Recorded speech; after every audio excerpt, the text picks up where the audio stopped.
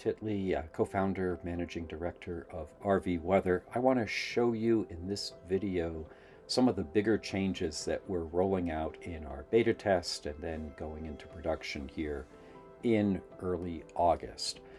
So this is an email which many of you may have seen already, and we're talking about the things we're bringing on. So we're going to give you options to more ways to avoid bad weather.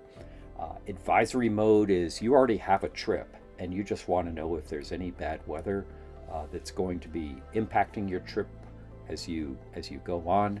You can put your trip into advisory mode. We will not automatically reroute you, but we will show you where there are potential significant impacts along the way. One of the bigger changes we've made is also changing the weather impacts on Wilma.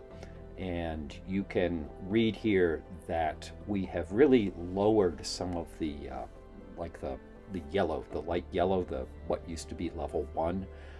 We were getting feedback that what we had was maybe a little too high for some people for the initial level. So the new what we call slight impacts kind of just gives you a heads up that there could be garden variety thunderstorms, there could be winds gusting 20 to 30 miles an hour, some light rain, things like that.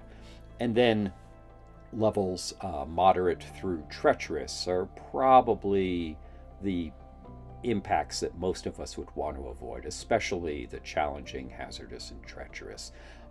The moderate impact, my guess is 50-50 for RVers as a whole. Quite a few will not want to deal with that, but others are going to be comfortable.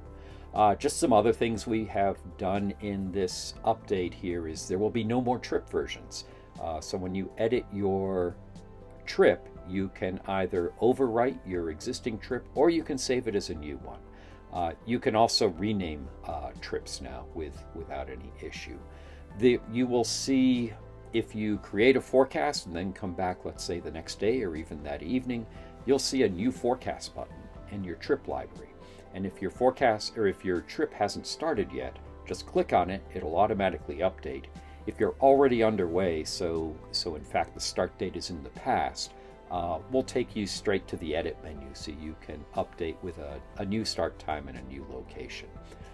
We have a great partnership with Open Roads, and now once you select your route, you are going to see all the Open Roads fuel stations along your route. So you'll see what brand it is, the location, and an easy link. If you don't have a discount card, you can easily sign up and get one. So those are pretty much the things that are coming in, and in the next video, we are going to dive right in and show you what's going on. Thanks.